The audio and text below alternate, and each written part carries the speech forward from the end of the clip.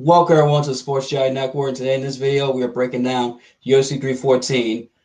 As we're all excited for this card. I am. I think most of you watching this are excited. Everyone's a UFC fan, MMA fan is definitely excited for this card. This is a great card, top to bottom. Even we lost Carlos Prates and Jeff Neal, excuse me. Still an excellent card, top to bottom. My excitement level is at 9 for this card. Excellent card. Great main event, good prelims. I am looking forward to this card. Really, I love it. This is a card that I like last year's Miami card. I wish I could afford to go. It's 3 hours away. I have family in Miami. I wish I had the money because I would go there live, but I don't got the money. Obviously, it's too expensive, and yeah, it is what it is. But I'm excited though. Love the card. Excellent card. Great main event. All that, etc. And we definitely need this card because unfortunately the last couple events have been very mid. I mean, there hasn't been a fight at night bonus in like the past 4 UFC cards.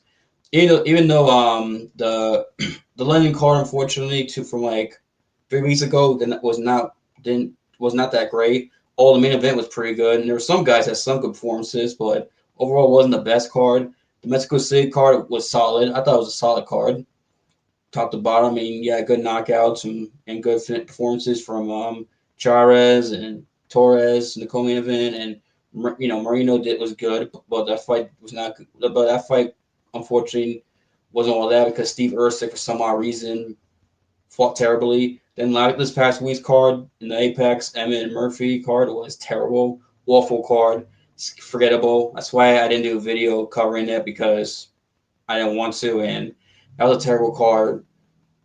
I mean, there were some decent performances like Lee, I forget the Korean fighter again. I know his last name is Lee, but I'm forgetting his first name. Had a good finish, good finish. I was very impressed. I was impressed by him. He had good grappling too, and great submission by him. Buddy Osborne won, and it was a solid finish. But there was that terrible. I forget the guy who made UFC debut for the Contender Series, who's undefeated. The guy who basically running away and didn't throw any strikes, and they only threw like 4 strikes the entire fight, and that was embarrassing. I forgot the bro's name. He was the opening fight, in the main card. That was terrible, man. Get out of here. I don't want to see you fight. That was disgraceful. That was worse than Marab and Jose Aldo performance. That was as bad. That was probably worse than either Mario Batista and Aldo performance. In terms of Batista's performance, it's Aldo. That was terrible, man. That's why I didn't do the. That's why I didn't do the card. But anyway, let's forget about that. Let's focus on the positive, which is this weekend. Let's look forward, not the past. Forward, we gotta look to because we got some good shit. I truly believe that, and we're gonna have it. I can't wait for this card. I'm rubbing my hands like Birdman now for my excitement. Give this video a thumbs up and share the video, and let me know what fight you're looking forward to most on the card and why, and who you think is gonna win. I'd like to know. And let me just pull up the card real quick for you guys to see. It loads, and yes, there we go. Obviously, the pay-per-view starts at 10 p.m. Eastern time zone, typical 8 p.m. main prelims, typical pay-per-views, and then early prelims. And and I'm doing a quick predictions for the early prelims. Hang on, let me just get a drink of water real quick, and then I'll do a preview. Got water, and I got Noah Cornell, I got Tulio, I got Somodorji, and I got Mikhail Sejcik. Those are the fights. Excuse me, the fighters I think are winning their fights in early prelims. That's my prediction. That's what I got. I think Cornell's just better than her opponent. Clearly, her opponent has had like injuries and stuff. Hasn't been as active in her UFC career after winning the Contender Series. I forgot, like it was a while ago she won. So you have that. I think Tulio's got the clearly experience factor over Trayshawn Gore. Trayshawn Gore's only had 7 fights. Tulio I think's like at 14 fights, and he's like only has 1 loss. So I think he's better there. Silver Durji, I think, is very under. I know he lost a match now, but I think Durji is very good flyweight, not an easy guy to beat, and I think Durji is going to go out there and beat it and take care of business in his fight. And then Mikhail Sejcik, I think, is a guy who can give a lot of top ranked middleweights problems. He can get an upset. I know the record doesn't look the best, but he's very good. His skill level's there. He's giving guys problems. I mean, he dropped Kevin Holland middleweight, which Kevin Holland, when he loses a middleweight, it's usually through by grappling submissions. And Kevin Holland won the fight, by the way. He beat Osachek, but still, not many guys in middleweight have dropped Kevin Holland. That's what I'm trying to get at. So that's why I think Kevin Holland. That's why I think Osachek's going to win that fight. So those are my predictions for the early prelims, and I'll start from the first fight in the main prelims. Julian Erosa versus Darren Elkins. I got Julian Erosa. Darren Elkins, he's old. He's taking a lot of damage too. Guy's been in the UFC for a long time. He's been fighting for a while. He's taken a lot of damage in his career. I mean, his nickname's The Damage, ironically enough, and he's definitely lived up to his nickname. I mean, he's been finished, been beat up a ton in his career. And I'm trying to see his last fight. Okay, his last two fights he won, to be fair, being Daniel Pineda and TJ Brown. But it's like TJ Brown ain't exactly all that to me as a featherweight. Not all that, and Daniel Pineda has some skill, but at the same time, it's like he's also older himself, and that was a third consecutive loss. So it's like, I mean, it's good for Elkins getting a 2-fight win streak, but it's just he's taking so much damage, and he's like near 40, if not 4 years old. And Julian Erosa is a guy who, it's kind of weird. Julian Erosa, like when he fights like good fighters or guys who are prospects, he tends to rise up to the occasion and do well. But then when he fights someone like he should be, who isn't all that, he tends to lose. It's like he's like a sports team. Like, for example, since I'm wearing the Yankee hat, I'm gonna use this analogy. The Yankees several years ago, like 2021-ish, maybe 2022, where they would play up to their competition. They play a good team, play well, but then when they play a bad team, they would struggle and barely win. Julian Erosa is kind of like that, where he's like that team in team sports that when they play to good teams, they play well, they hold their own, they win. Then plays bad teams, they don't play as good, they barely win or they lose. He's kind of like that, Julian Erosa, and that's where kind of like I'm hesitant to pick him a little bit, but I'm still gonna pick him because I think he's just better. I think Elkins is just at the end, and Julian Erosa, he's 35 himself, by turn 36 in the end of July. He has 11 knockouts and 14 submissions, so the guy has finished a lot of his fights. He's got 25 of his 30 victories were by finish, so he has a finishing ability. And Darren Elkins, normally Darren Elkins could take a lot of punishment, but recently in his career he hasn't been able to take as much. Obviously, he's taking a lot of damage, so it makes him so he's very easy to get finished. Which actually, when you take all that damage, that happens to all fighters in his situation. I think Erosa is going to be able to hurt him, probably drop him, and probably TKO him somewhere in the late first round or late second round. Like, I'll be shocked if Julian Erosa lost to Darren Elkins. That would be bad. This is not Darren Elkins from like 6-7 years ago when he was ranked. I remember when Darren Elkins was actually ranked in the top 15, top 10 of the featherweight division.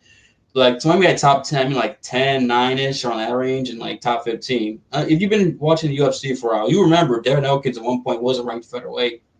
Especially in that comeback victory over Beltic in like 2018, where he was getting his ass whooped, and then he had an amazing comeback in that third round. Was able to get like a head kick knockout finish, which was a very impressive comeback for him. But this is not that Darren Elkins. I know at one point he was a top featherweight, but he's fallen off since then. And still fun to watch, but still he ain't the same. And I think Julian Erosa should be able to beat Darren Elkins by probably like a late first round, second round TKO, in my opinion. And as we transition from that fight to the next fight in the card, which is in the lightweight division, Jim Miller versus Chase Hooper. Now, Jim Miller has been around since 2008. Most of us know about him. He's fought UFC 100, 200, and 300. So only got to do that. Jim Miller, a couple of years ago, looked like he was on the career renaissance. He was actually beating younger guys. He was fraud checking a bunch of younger guys, beating them pretty easily, and even finishing some of them. And Jim Miller was a guy who, despite being older, was very fast, despite fighting a lighter man's weight class and being older. He still maintained his speed, and He's got power, obviously. Power is the last thing to go. Like, you can be older and really have power. Even in your 40s, you still have real deal power and drop and not hurt somebody, knock them out. And Jim Miller, at one point, I think it was ranked like top 15 briefly, like the last like couple of years. And this was actually, if this was like a year and a half ago, 2 years ago, I actually would pick Jim Miller to beat Chase Hooper and like not fraud check, I guess fraud check him, but Jim Miller after getting his ass whooped in UFC 300 by Bobby Green and draw badly, it kind of let me know that yeah, Jim Miller is closer to the end. Like this is officially the beginning of the end for Jim Miller. And Bobby Green hasn't looked good since that victory. He got submitted by Paddy Pimblett, got knocked out badly by Mauricio Rufy, and knockout of the year so far. We'll see if this card presents as a knockout of the year candidate. But and Jim Miller, his last fight was getting dominant, beat up by Bobby Green. I think I'm pretty sure in the first round he dropped Bobby Green or rocked him badly. I do remember something like that did happen in their fight, UFC 300. And Jim Miller is about 40. I think he's 40 now or 41. Let me check real quick his age. Checking on my phone. Just give me one moment. How old is Jim Miller? Jim Miller, actually, he's 41. 41. About to turn 42 in August. And he has come out victory, though, against Damon Jackson by guillotine. Now, the thing is, Jim Miller's especially early in his career, all his career is known for his good jiu-jitsu, good submission game. He's very good at submitting guys and doing well in grappling exchange, but he has the ability to rock guys and drop people as well.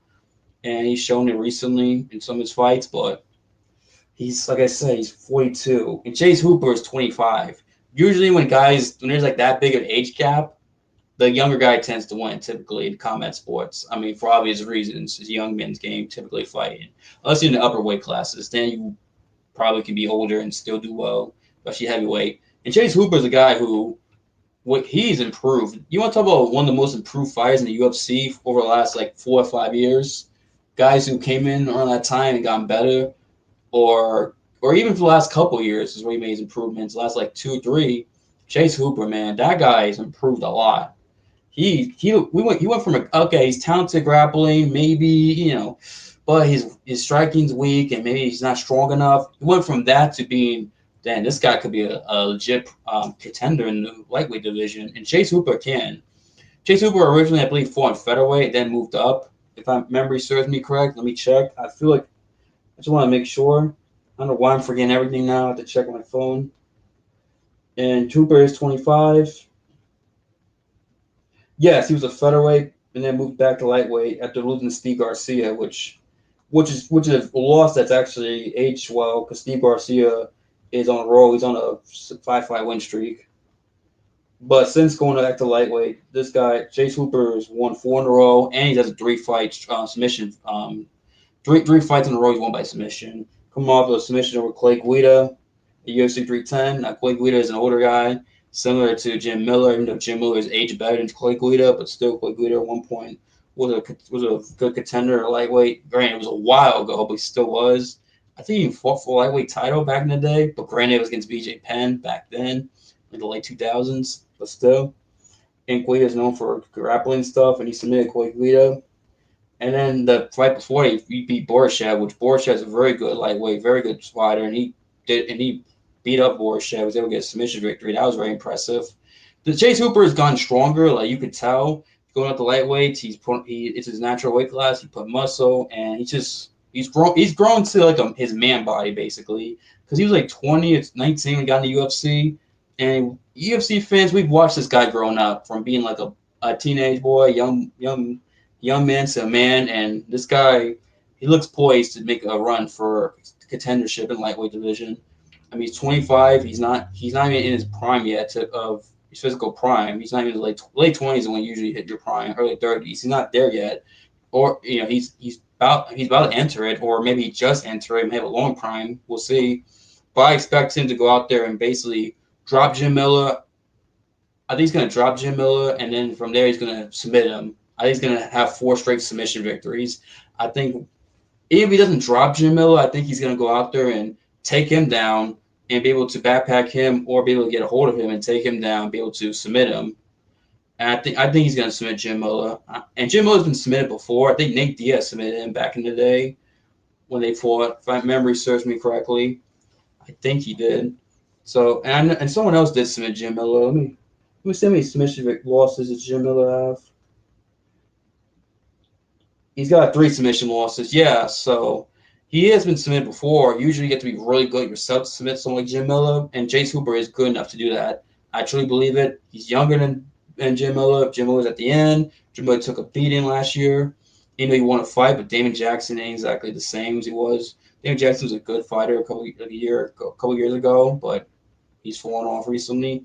And you got, like I said, the age difference is favors Chase Hooper. More, Jim Miller's taking a lot of damage, and Chase Hooper has made so many improvements in his career. This guy, don't be surprised if Chase Hooper at the end of the year is ranked or fighting against a ranked opponent, Nick, by the end of the year.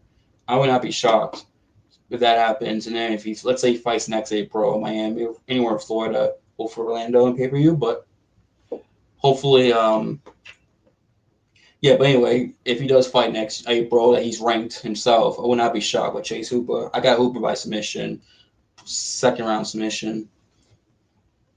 That's my prediction, and we transition from that to women's strawweight between Xiaonan and Virna Jandiroba.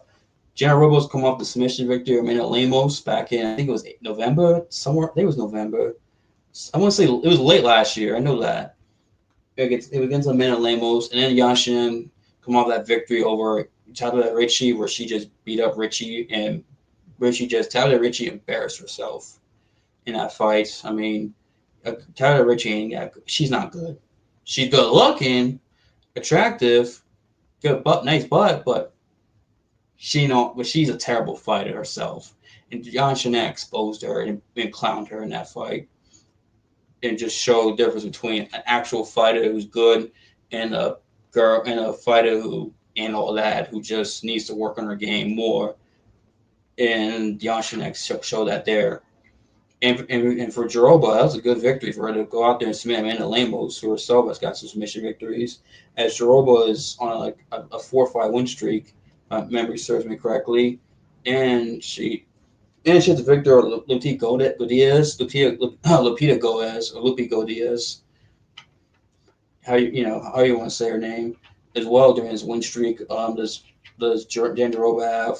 I'm going Virna Jandiroba because Jandiroba has a grappling advantage over Xiaonan, and I think and she actually can exploit it and use her grappling to her advantage and be able to take Xiaonan down, control her, maybe submit her. But I think she's probably gonna win by decision. Personally, I think she's gonna control her and dominate her for 3 rounds. Now, the one thing about Xiaonan is that she has a striking advantage, but Xiaonan don't really got power like that. I mean, yeah, she finished Jessica Andrade, to be fair, but outside the Andrade fight, I don't recall her really finishing someone via strikes, Xiaonan, or really even dropping them. Like I mentioned, she did outclass Tabitha Ritchie, but I don't think she dropped Tabitha Ritchie, unless my memory's wrong about that fight. I don't think she did. I know she schooled Ritchie, but I don't recall her dropping Tabitha at all. And I don't think she's going to do that with Liv against Jandiroba. If she had the ability to drop women and rock them, I think there might be a chance that maybe she can catch Jandiroba early and finish her. But I just don't see that unless Jandiroba just goes out there and leave her chin open and just goes reckless coming in. Then maybe she can get caught and drop. But I just don't see that. I think personally, Jandiroba is going to go out there. I think Jandiroba's going to take her down and control her. And maybe she could submit her, but I mean, Zhang Weili almost submitted. No, she did. That fight with Xiaonan and Zhang Weili UFC 300 is one of the weirdest fights I've ever seen. It was so weird because round one, Zhang Weili was dominating Xiaonan. It looked like Xiaonan was going to get schooled. She was put in submission and she kind of passed out, but I forgot what happened. Something happened to where Xiaonan woke up and was able to continue, even though she was out. Out on the ref didn't see it. And in that fight, she got submission on Zhang Weili too, or hurt her, and it looked like Zhang Weili was slowing down, and Xiaonan was just picking apart Zhang Weili and beating her up to the point where it looked like she might get finished. She might finish Zhang Weili just because Zhang Weili is tired. But then Zhang Weili found her second win, was able to win the fight against Xiaonan. Yeah, that fight is one of the craziest, weirdest fights I've ever seen in watching MMA. Just because the ebb and flow was how it changed so quickly. It was such a weird fight. Doesn't get talked about enough, unfortunately, because what Max Holloway did the fight before, and then of course what Alex Pereira did in the main event. But that fight should be talked about more. If you haven't seen it, check it out. It's a compelling fight, but still weird. But in a good way though, not in a bad way, but still. And Zhang Weili did submit her. She was out cold, but the ref didn't see it, and she woke up. So I mean, you could say technically Zhang Weili should have won by submission, but yeah, other than that, I don't recall Yang Xiaonan getting submitted. So I feel like Yang Xiaonan could be able to maybe survive, but she'll get dominated and beat up for 3 rounds and win by grappling, and she'll lose by decision via grappling by Jandiroba. I think she has a clear advantage there. That's what I think, and I think she's going to use it to victory in this fight. And I think that's what's going to happen. Unless Yang Xiaonan somehow gets power and catches Jandiroba early and drops her, because she has the striking advantage, but I just can't see it. I don't think Yang Xiaonan's got power like that. She's not Zhang Weili where that's possible. Or I think when Jandiroba wins, she's going to fight Zhang Weili. Zhang Weili's going to beat her. I really do. I think she's going to beat her up badly, and then they're going to probably do Shevchenko and Zhang Weili finally. Well, that's what I think is going to happen. That's my prediction there. Jandiroba by decision. We'll transition to that to the main event of the prelims between Dan Ige and Sean Woodson. I hate Sean Woodson as a fighter. I can't stand Sean Woodson. I don't like the fact this guy is 6'2", fighting at featherweight. 6'2", fighting at featherweight with 38-inch reach, which is 1 inch longer than freaking Dricus du Plessis. Pause. Mega pause there. He's an inch taller than Dricus, and his reach, it's just we're talking about Dricus du Plessis, the middleweight champ, and he's fighting weight class 40 pounds lighter than freaking du Plessis. Are you kidding me? I do not like Sean Woodson. I'm not a fan of him. I do not like fighters who are frail like that or tall, who take advantage of their size against guys who are smaller than them. I don't care because a lot of weight. It still bothers me. I don't like that.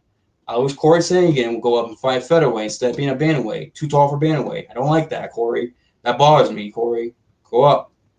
I don't like fighters like that. I don't like guys going. Who else? Who's another fighter who's tall? Who want to go up? O'Malley even. Well, O'Malley may not be 5'11", but if he is 5'11", if he is, go up and be a featherweight. Stop being a bantamweight. Seeing advantage these guys smaller than you.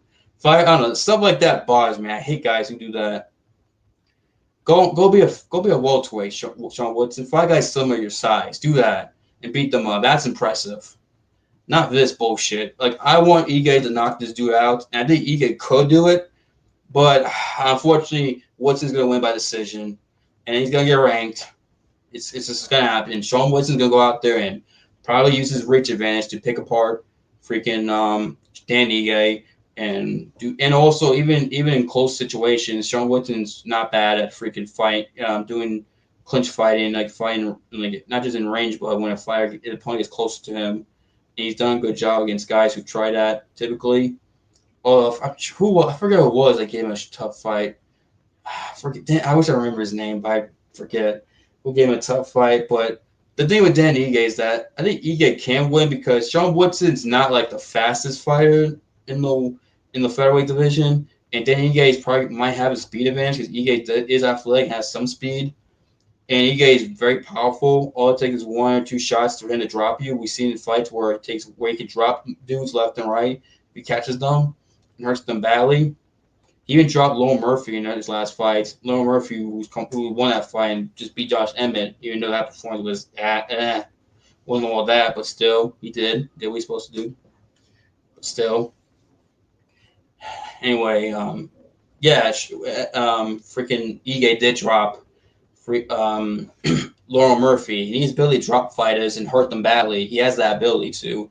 And the fact that Sean Woodson is the fastest, Ige could probably get in there and catch Woodson and get in his guard and actually catch him, and probably use dirty boxing too to to freaking hurt Woodson and drop him potentially. Kind of like how Cormier used, was dirty boxing and Stipe and caught him with a right hook in the clinch that dropped him in their first fight. He could probably do something like that.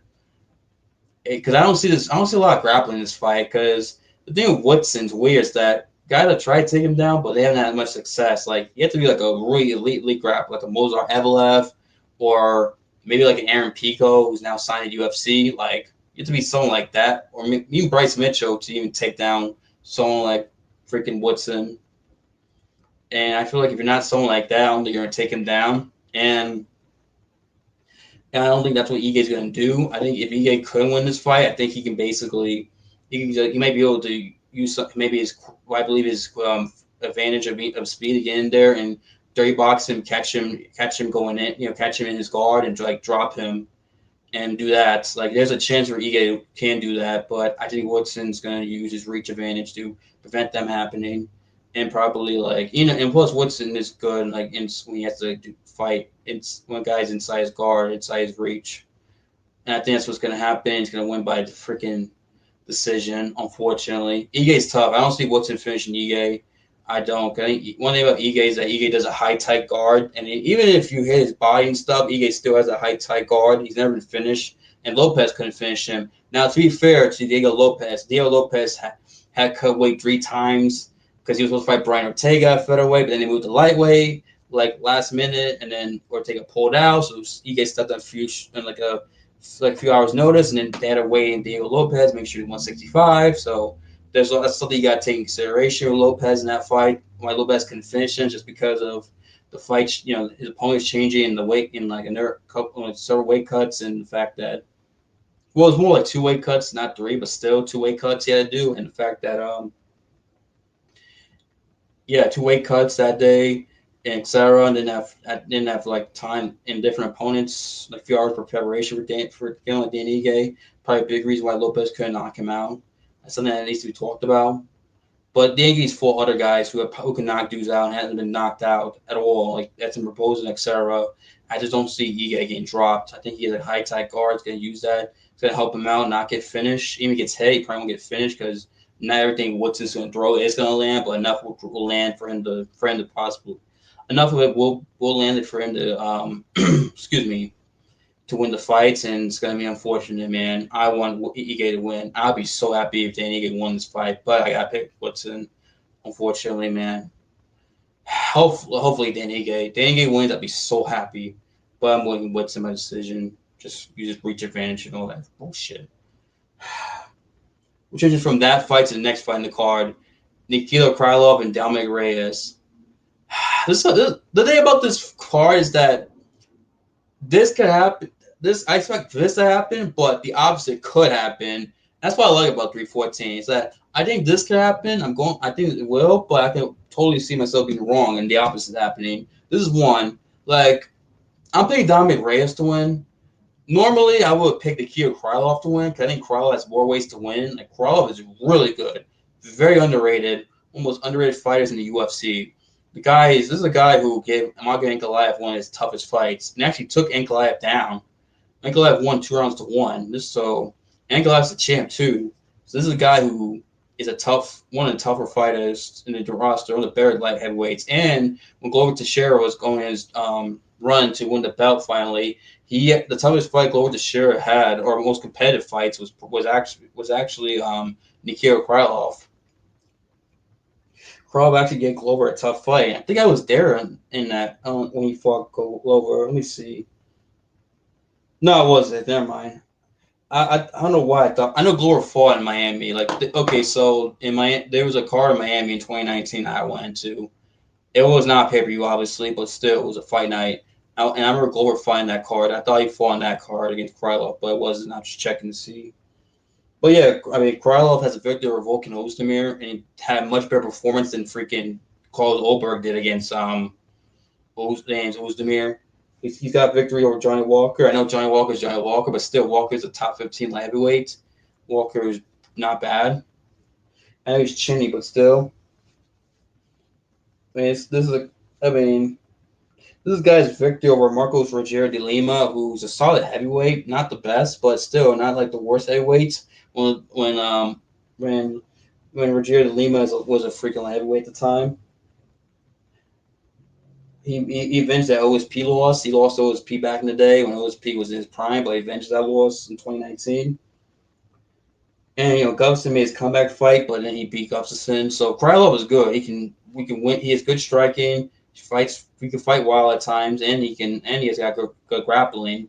But the reason why I'm picking Dominick Reyes is because Krylov hasn't fought in 2 years, and the reason why is because for those of you who don't know, Krylov's from east of Ukraine. Yes, he's from that part of Ukraine that a lot of the wars taking place between Russia and Ukraine. He's from that part. It's kind of hard to get trained, partner. It's kind of hard to train when you're in the war zone. You're from a war zone, and like first of all, you might have to evacuate because the Ukrainian and Russian forces are fighting each other. Number two, you may have to relocate to Russia because I think he trains out of Moscow and might be one of those Ukrainians who consider himself Russians, which I do, but I don't want to get too political because that's a whole nother topic in and of itself. That deserves its own video on another channel, but yeah, I think he does live in Moscow, Russia now. So yeah, that situation hasn't fought in 2 years, probably because of the war and maybe all that, probably his family and stuff. Even he lives in Russia now, but still, you have all that going on. I mean, maybe he's had time to recover, maybe from injuries, and maybe work on his skills. But Dominick Reyes is on a 2-fight win streak. Reyes is back. I think Reyes being more active and having that confidence, and also being athletic. He's an athletic light heavyweight. I think that might help him in this fight, especially against a guy who's hasn't fought in a while, who may start off slow. He probably use that build momentum and win in build momentum in the first early rounds, like first 2 rounds, and be able to win there. May survive a tough third round and be able to barely win. I think that's going to happen. But I can totally see Krylov catching and finishing because Dominick Reyes is chinny. He's taking a lot of damage in his career. I mean, he got knocked out brutally three straight fights from Jan Blachowicz to Yair, especially the Yair fight was really devastating. Then, of course, Ryan Spann. And I know people say, Krylov beat Ryan Spann in his last fight. You would think freaking Krylov should be freaking Dominick Reyes because of that. And yeah, you would be right if Krylov was active, but because he's come off a long layoff and Reyes has been more active recently, and he's got confidence, he's still athletic, and still, he's got some skills. I think he'll be able to pull out the decision 29-28. I think he'll win the first 2 rounds. Crowd probably win the third round. Reyes might survive, but he probably will survive. I can see him getting hurt badly, but barely surviving because Krylov maybe he's taking some damage, or maybe he's exhausted from certain things Reyes has done, and he'll end up to prevent him from finishing Reyes, and Reyes will survive a decision that way. That's why I'm going. That's my prediction. I think Reyes 29-28, but I could totally see Krylov catching Reyes and finishing him. It won't shock me either because Krylov is good. I do think if Krylov stays more active in fights, he will go on a run to probably fight for the belt. I do believe that. Nikita Krylov is very good, very underrated. He's been in UFC for a long time. He's 32 now, and which is in his prime. And if you're a light heavyweight, you could be older and do well. Go over to Shera and Alex Pereira, for example.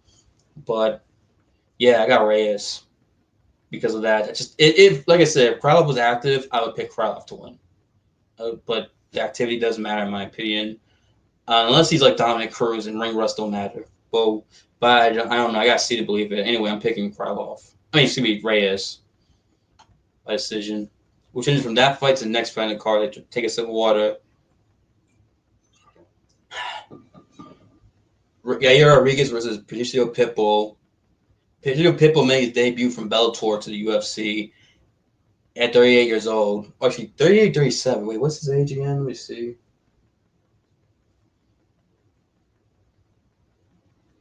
What is his age? Hang on, Pitbull. 37 years old. Okay, about to turn 30 in July. And this is hard to predict, man. I've been debating. It's at first I said Yair was gonna win. I think when this fight got announced, I said Yair. But the more I think about it, the more it's the more I think about Pitbull's fights and how he fights, because I've seen a lot of Pitbull's Bellator fights, a lot of them. Not all of them, but I've seen like a lot of his Bellator fights, and I kind of understand who he is and stuff. And Yair is very creative and orthodox with with his striking and stuff, and he's younger too, like 33, I believe Yair is. Yeah, I think he's 33 because he was 25 in 2017. We lost to Frank Yeager, so yeah, he's 33, and he's very unorthodox with striking, very creative and good, and they can be a problem for guys. And Pitbull, and the thing about Pitbull is that he's coming off that knockout loss to I forget a Japanese fighter in Ryzen in December of 2023, like a little over a year ago. He's bounced back and won a fight against Jeremy Kennedy and beat him in the third round by TKO since then. But it's that like Yair being younger and orthodox and be able to catch guys and hurt them and stuff. Maybe it might prevent Pitbull. Like Pitbull, one thing about Pitbull is that he doesn't throw like a high. He's not a guy that does a lot of volume in his shots. Like he throws shots, but it's very low volume at times. Like and then you get someone against someone like Yair, that can really work against you because Yair can get his offense going and then hurt you at that point and really do damage to you. And now you're flying behind, and it's gonna be tough to catch Yair. And plus, also, if actually, no, I'm not gonna say that. I was gonna mention the Zombie and Yair fight where Yair won last second. Like, you gotta be careful because Yair could finish you late in the fight. But the thing with Zombie is that like they were like slugging out like the final minute, and then Zombie was like rushing in. Yair just got lucky that crazy elbow knockout. If you know what I'm talking about, it's hard for me to describe, but like he dipped down, like put his elbow up and like caught Zombie in like a 1 in 100 chance of catching Zombie in that knockout. I was gonna mention that that's a possibility, but because it's 1 in 100, I really shouldn't. But God, it's just people low volume typically in his fights, older, Yair's younger and very unorthodox and stuff. He may force Pitbull to fight behind rather, but at the same time, yeah, Pitbull is known to take guys down. Has to, he will take you down. And Yair is not strong fighter. He's very frail and easy to take down typically for him. Unfortunately for him, and Pitbull has the ability to do that. Like the thing is, Pitbull if Yair does a kick and Pitbull catches it, he can easily use that to get close quarters to Yair, or catch and use it to get leverage and take him down. And Pitbull is pretty good on the ground and good at holding guys down. Yair is not the best at that. And Pitbull's got like 12 submission victories, so he can submit guys too if you're not careful. Yair has been submitted before. Now, granted, it was to Brian Ortega, but to be fair, Ortega's one of the best jiu-jitsu guys in the featherweight division. Now he's going to lightweight, obviously. And Pitbull can do that, but I'll go see Pitbull just taking him down and just holding him down, beating him up there in the ground. So the more I think about it, like this was not a fight that I really had set in stone. I'm picking this guy. Like when it first got announced, I was thinking Yair, but you know what? I'm picking Pitbull. You know what? I'm picking Pitbull to win. I think Pitbull is going to win this fight. I think he's going to catch one of Yair's kicks, and he's going to take him down, hold him down, and beat him up for 2 rounds and win like a 28-20 decision. Yair's frail, and this is going to catch back because it's going to haunt him. Like I don't think Pitbull's going to shoot early. I think Pitbull's going to wait until Yair throws something, or wait till like later on the first round or early in the second round to do it. Because I think is, let's be honest, Yair probably knows that Yair's probably didn't work on his takedown defense. He's probably expecting Pitbull shooting early. But I think what Pitbull's going to do is wait until Yair throws something or wait till the opening's there, then go for a takedown, and then hold him down. I think that's what's going to happen. I think Pitbull's going to have to do that because he tries to like outstrike him or try to make it like a dirty boxing fight. Well, if you get it clinched, then maybe you can pull it off, but it's going to be hard to do because Yair gives guys problems in striking. I mean, he gave Volkanovski problems in the training department. Volkan had to use wrestling to win that fight about 2 years ago. And Holloway as well used wrestling early on in their fight when Holloway beat Yair. But I just think Pitbull has the ability to take guys down, hold guys down, and Yair's frailness might come back to bite him. And the fact that Yair throws a lot of kicks, especially body kicks and stuff. I can see people catching it and just taking him down and beating him up on the ground or throwing for submissions. The more I think about it, the more I think that's going to happen. So that's why I got Pitbull by a decision or by a submission, like late second round, early third round. But I can totally see Yair schooling him, beating him up, just because how old Yair, Pitbull is and everything I mentioned about we don't want the doxing free of striker. If this was a Pitbull 4 years ago, 5 years ago, I would pick Pitbull to beat Yair easily. I think it was beating pretty constantly, an easy pick, but because of the age factor and everything else I mentioned, I just think it's a tough fight. I can see Yair winning, but I'm going Pitbull. And I'm only surprised that Yair drops Pitbull in his fight too, just because I mentioned you got Pitbull recently got finished by a Japanese fighter, Suzuki. I forget his last name. I think it starts with a C, but I forget. Over in Ryzen, so that's something as well to what that could happen. But Pitbull by decision. Returning from that fight to a fight that a lot of people are looking forward to in the featherweight division as well.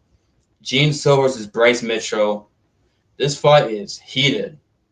A lot of animosity between the two. The press conference, the interviews, going for on social media. Man, people are excited for this fight. And I like Bryce Mitchell. I always like Bryce Mitchell, his personality for the most part, and entertaining. His fight style's solid, very good grappler. And then you got Gene Silva, the fighting nerds, as they're making their way to MMA. They're they have like 4 really good fighters who are very good hands, etc. But also 4 good hands, and then in the case of Calvarado, good submission game, etc. And they're making noise, and it's like we want to see. We have questions like how's Bryce gonna look going into this fight? Amped up for this fight and really invest into this fight. Almost emotional. And Gene Silva going against a great grappler and Bryce Mitchell. There's question marks we want to know, and also Bryce's striking defense and etc. And the more I think about this fight, I understand why people are picking Mitchell, why they think Mitchell might win, because Gene Silva hasn't fought a grappler like Bryce Mitchell, and Charles Jourdain was able to take down Gene Silva. But the thing is, I don't think Gene Silva was expecting, or John Silva. Wait, Gene or John Silva? I forgot to say John Silva. So I apologize if I say Gene and John. Want to talk about John Silva? I might do that. Just want to throw it out there. But John Silva, man, it's tough. No, I think no. I was thinking like I was just thinking consideration why people picking Bryce, but I'm picking Gene Silva. So I think Silva's gonna win. Like I said, Silva. I know I got to tell you about Charles Jourdain, but he was not expecting Jourdain to take him down. No one was. I wasn't. Jourdain's a striker. Doesn't go for takedowns. And yeah, he has success, and that's worrying if you're a Gene Silva fan. That Charles Jourdain took you down. I will. What's gonna happen when you face a good grappler? But I think Gene Silva and the Fine Nerds who are a good gym will probably work on takedown defense, etc., grappling defense. And the thing is, Bryce Mitchell is taking his fight on short notice. Like his fight got announced like a month ago. Gene Silva was coming off that victory in Seattle against Melsick Backshred. So he's been in fight camp basically for about 4 months, basically 3 months, 4 months. Training and all that, getting in fight shape. And that fight against Backshred, he didn't take a lot of damage either. So you have that factor. Bryce taking it in somewhat short notice. I know Bryce fought in December, but it wasn't like he was training to get ready for a fight and they put him against Silva. No, what happened was that Silva called out Mitchell. Then they went back and forth, and Mitchell said in his podcast about Hitler and stuff. And if you know, you know. But I'm sorry, just the whole situation is just ridiculous. The Mitchell thing in the podcast. It's like, Bryce, come on, but that's another video in of itself. But I still fan Bryce Mitchell though. He's people shouldn't have, he shouldn't get cut for that. Even if you don't agree with it, which I don't, but still, Bryce is still a good fighter, and Bryce, there's a lot of things to like about Bryce. But that being said, you had that whole situation, and Gene Silva wanted to beat him up, and Bryce went back and forth. Bryce doesn't like Gene because he doesn't like the fact Gene's nicknamed Lord. It's like, you ain't got, he's like, you're not Jesus. How you gonna call yourself Lord? Call yourself Lord? How you have a tattoo of Lord on your chest? There's other things too that these two don't like each other. Especially Bryce and really doesn't like Gene Silva, and this fight was a short notice for Bryce Mitchell. So how much time he had to get ready for this fight, and also another thing is that Bryce Mitchell's striking is not the best. It's very weak. I know Mitchell's probably gonna go in and shoot for takedowns, and he can. And if he gets to take the body lock, he's gonna have a lot of success. Like if he takes Silva down and like get body lock, he's gonna have a lot of success against Silva and win by decision, obviously, or submission. But the thing is with Mitchell's striking is not the best, and I haven't seen any evidence that Mitchell's strike has improved. Obviously the Emmett fight, his striking defense cost him, and bad striking cost him. He got knocked out brutally. But even Ilya Taporia fights, he landed some shots at Ilya, but Ilya was landing the better shots. Like I think some people are overrating how good performance he did against Ilya. Like I just watched the fight recently, and yeah, Mitchell did good moments. He took Ilya down, I think twice or one time, like twice, and was able to hold him down for a little bit. But Ilya got up and was able to beat the crap out of Mitchell and hurt him badly. Gene Silva, as I know, Gene Silva's not Ilya. Ilya is like he's obviously a featherweight champ until Saturday, and he's one of the best in the world. But Silva is very good at I know people associate him with just marauding his way through and bull rushing. But the thing is, Silva's very patient. He's very patient early in the fights. He likes to be patient and wait and see before he just go maraud his way through.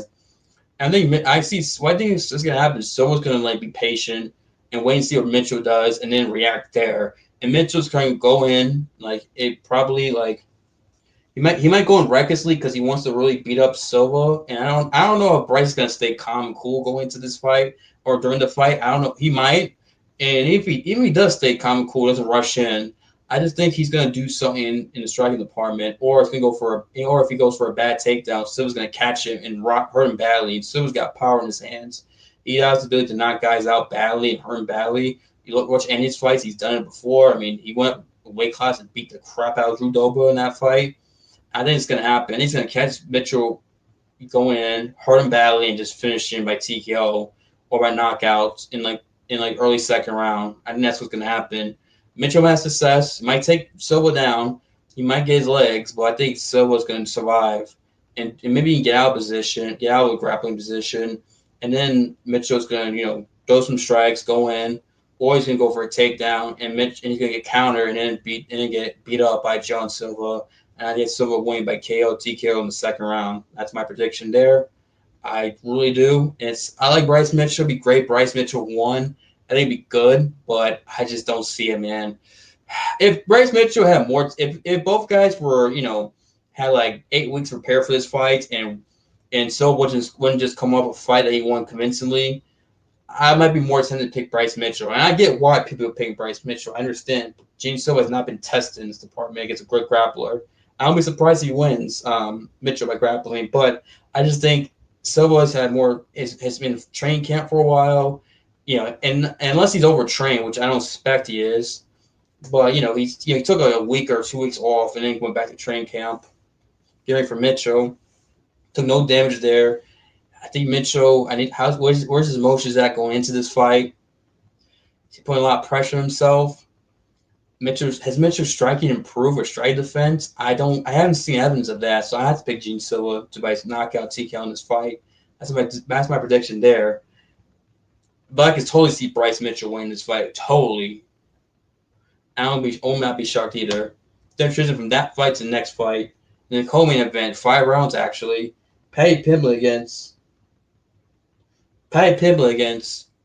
Michael Chandler.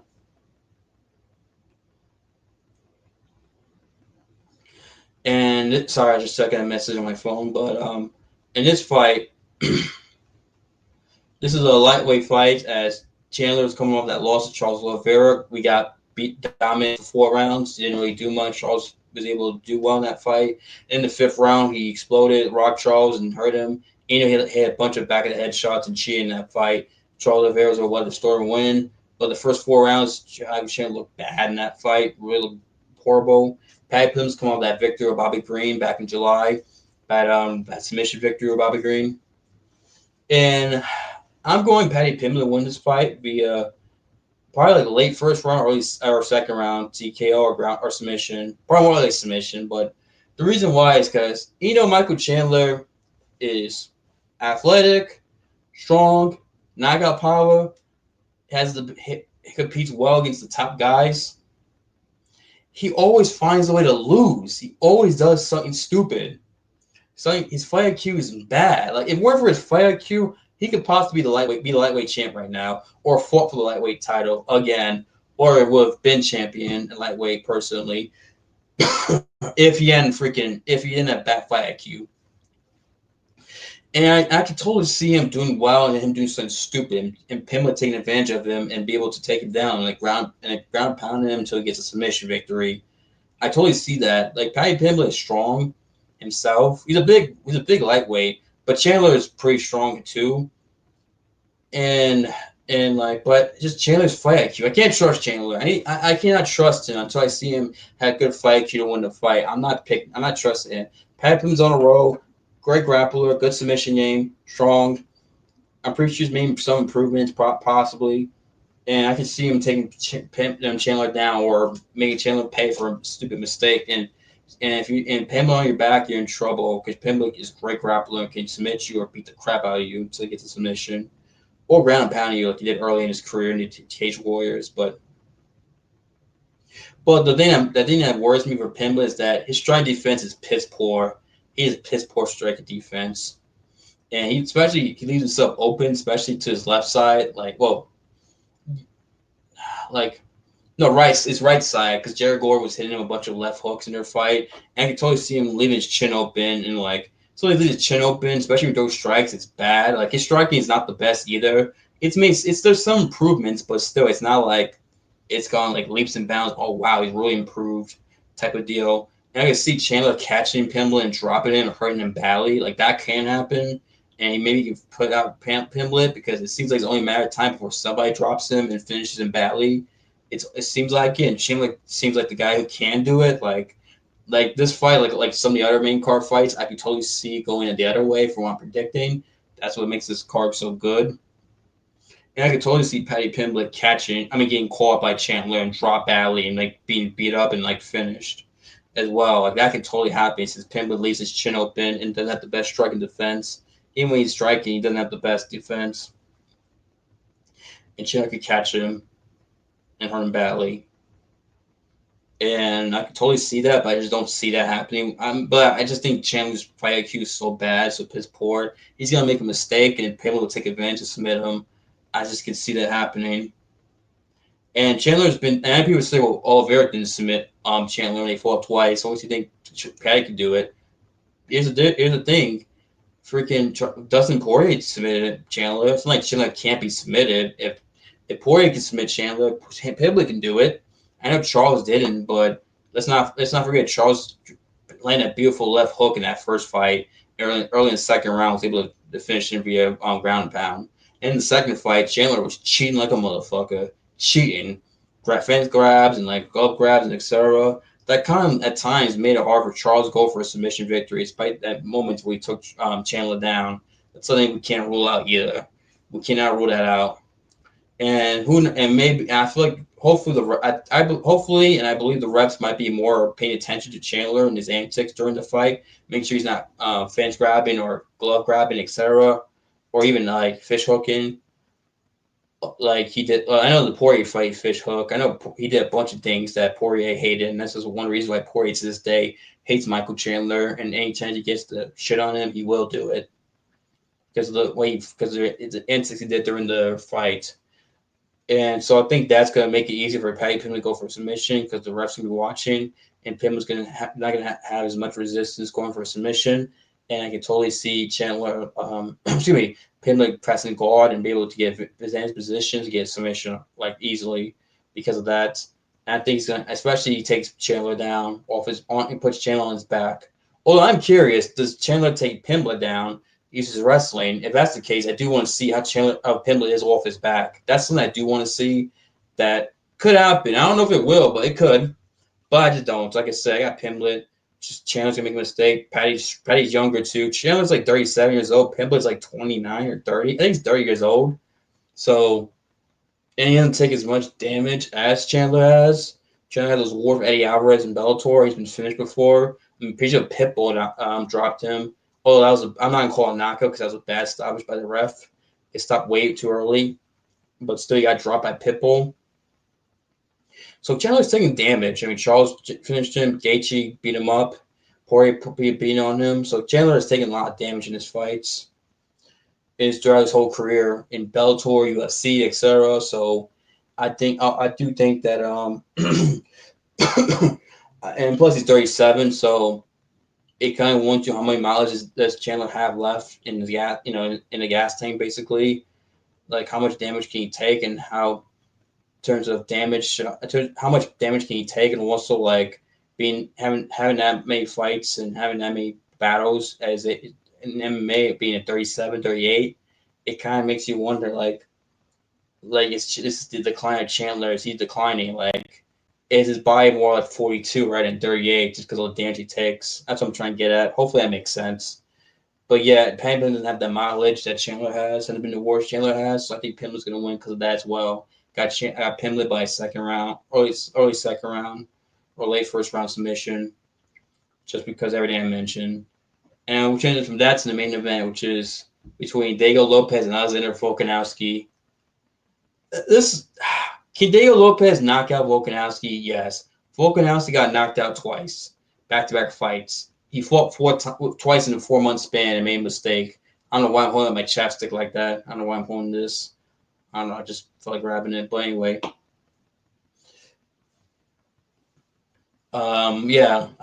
Volkanovski fought twice in 4 months, got knocked out badly, both times, and he hasn't fought since. He's 36, older. Lopes has been on a tear. It's been less than 2 years since Diego Lopes made his UFC debut.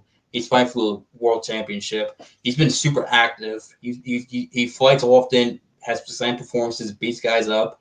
Even if he doesn't finish guys, like he didn't finish Ige and Ortega, he still was able to go out there and basically.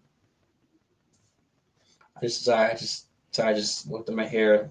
I need a haircut. But anyway, he went out there and basically beat him up and win those fights immensely. Ortega actually, if he landed a right hook that basically put Ortega out. Like you see Ortega's out, but then he lands a left hook that wakes him up, or Ortega. If Lopes doesn't land that left hook, the follow up, he would have finished. He would have finished Ortega because Ortega had been out cold. That happened like the first minute of their fight. You go back and watch that fight, and Lopes' ability to he's a fast starter. He starts fast, and he probably catch Volkanovski because Volkanovski's striking defense is not the best.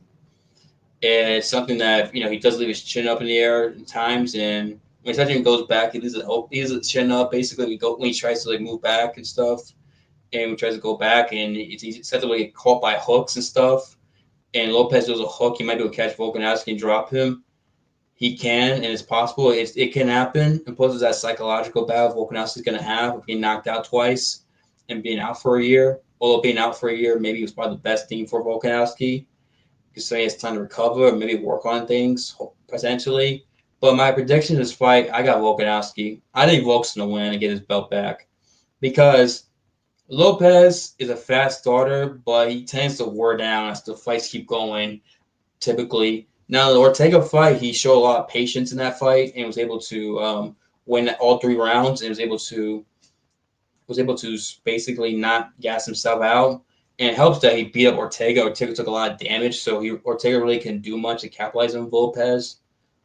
But I think Volkanovski, the one thing about Volkanovski that he has that Ortega doesn't is that Volkanovski has a very good jab and good leg kick, and he's very good at leg kicking. Especially as Lopes sometimes like a rush in. If you land a nice leg kick, you can stop the momentum of your opponent. And I can see him landing leg kicks, stopping the momentum of Lopes and preventing him from landing that big devastating shot as he closes in, which can help Volkanovski. And Volkanovski has the ability to take guys down. Volkanovski is good at taking guys down. And I can totally see him taking down Lopes just to give him something to think about. Now, I don't think he's going to hold on to him for most of the fight because one thing about Lopes is that he has a great jiu-jitsu background. He's Alexa Grasso's and Ariel Dania's jiu-jitsu coach. top of being a great fighter. So that's something. So if I don't know if Volkanovski wants to be on top of him in grappling and try to hold him down he might because he might get caught in something potentially by Lopes. And Lopes has a very good submission game too, by the way. So but I think Volkanovski has the ability to take him down, even doesn't hold on to him that long, still take him down, get Lopes something to think about. He has 5-round experience, or Lopes does not have 5-round experience. So as the fight keeps going longer, does Lopes slow down, and does Volkanovski take advantage of that? It's possible. I can totally see that happening. And Volkanovski in the Ilya fights, his last fight, he actually won the first round against Ilya. He landed a bunch of jabs against Ilya Tapori. He's one of the best boxers in the UFC. And was laying good leg kicks early in round 1, which I don't know why he went away from. And before he got knocked out, if you look at Ilya's nose, it was getting all red, almost like it's about to get busted from all the jabs Volkanovski is landing. And plus Volkanovski in that fight seemed like he was more focused on proving that he still got it, prove to Ilya, and then I'm still the man. He was talking to Ilya, and Ilya at one point said, "Don't worry, my time's gonna come," and it did. It's like Volkanovski was so focused on proving to Ilya that he's still the man, and everything that he did wasn't working. He almost wasn't focused on the fight. If you go back and watch the Ilya Alex fight, it seemed like that. I feel like this fight is going to be more focused. Just hey, get the job done. Who cares? Just win the fight. And Volkanovski, in my opinion, has more tools to win: wrestling, take him down, leg kicks, jabs, and throwing jabs. And also, Volkanovski's going to be patient as well, not rush in, because then Lopes can catch him. Because you try to fight wild like Lopes, I think that's a game Lopes is going to win, especially against someone like Volkanovski. He's older too. You just can't do that. And like I said, he has the takedown threat there to give Lopes something to think about.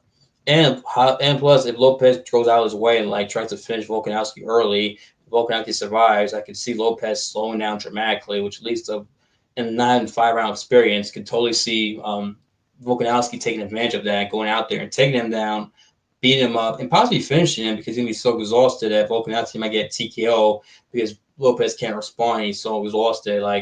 If I think Volkanovski is going to win 49-46 or a 4th round, 5th round TKO because Lopes cannot continue because he's so exhausted and he just can't beat up upon.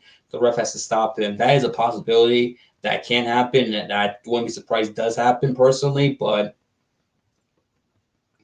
yeah. But like I said, Lopes can catch Volkanovski early and hurt him and beat him up and rock him and finish him because Volkanovski's been finished twice his last 2 fights.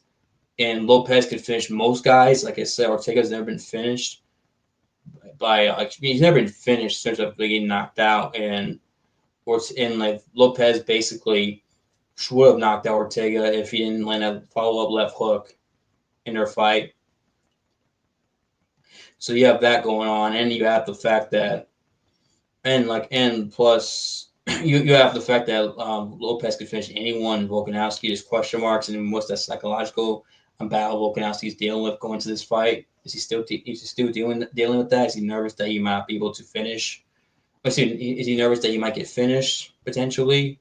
You have that situation going on, and does Lopes maybe take Volkanovski down, submit him there? That's a possibility. And plus, maybe Lopes gets taken down, but Volkanovski makes a mistake on top position, and maybe Lopes able to reverse and get in his first position and get Volkanovski on his back and basically ground and pound, maybe go for arm triangle. That could happen too. That's a possibility as well. So you have that factor. But I think, like I said, this fight is 50-50. To me, it's 50-50. I could totally see Lopes winning, but I got Volkanovski winning just because it's more experience. Lopes slows down, wild, maybe too wild. Volkanovski has more options to win than Deigo Lopes. And like I said, 5-round experience. And Volkanovski still got it, in my opinion. He did well against Ilya. He won round 1. He was doing well before he got caught with that beautiful body head combination by Ilya Tapori. He really was doing well. If we go back and watch that fight, I remember I did a live commentary for that fight. I remember saying, Ilya's nose is red. It's probably gonna be a problem if like keeps going on. And then Ilya knocks him out, and it's like, well, why I said doesn't matter basically. And yeah, so because I got Volkanovski 49-46 or late TKO for late round TKO, fourth round or fifth round basically. That's my pick, but I could totally be wrong. And like I said before, I like that about UFC 314 is that a lot of these fights can go the other way, especially in the main card. If you look at them, like these fights, like I said, I have Reyes, Pitbull, Silva, Pimblett, and Volkanovski win these fights. Them on the main card, but I could totally see the opposite happening. It could totally happen. I could be dead wrong. That's what I like about this card. And then of course you have then I got Erosa, I got Hoopa, I got Jandiroba, but I could totally see Xiaonan win that fight. Well, actually, no, what am I saying? Nah, I don't know why I thought that could be a competitive fight like that. I don't know why I thought. I don't know, I can't speak right now. What I'm trying to say is I don't know why I thought there's a chance of Xiaonan winning. Like it's 50-50 when it's not. But I wouldn't surprise Xiaonan win because she's good. I got Woodson, unfortunately, beating Ige. I would love for fucking Ige to knock Woodson out, but I just don't see it happening. And then, of course, the early prelims, I got Cornell, I got Tulio, I got some Reggie, and I got Olachechik winning these fights. But yeah, that's my review for UFC 314. What you guys thoughts? Let me know what fights you're most excited for and why. Who you think's gonna win and why? I'd like to know. Don't forget the video thumbs up. And thank you guys for watching and listening. I'll see you next time. Have a good day, good night. God bless. And let's go. Finally, a good UFC card. Finally, we get excited for in Miami. The UFC always does brag going to Miami for pay-per-views and fighting. And it doesn't matter if they do pay-per-view in Jacksonville or Miami. They always do right. The card. The card's always good. Or Orlando for a fight night. We get good fight nights in Orlando. Hope we get pay-per-view soon. I would like to get one, but yeah, the fight nights are great. And the pay-per-views are good. Yeah, fight night. Yeah, UFC every time they come to Florida, like 8 times out of 10 or 9 times out of 10 rather, the cards are always good. There's always like the exception to the rule, obviously, but they always do well for Florida, and I appreciate that.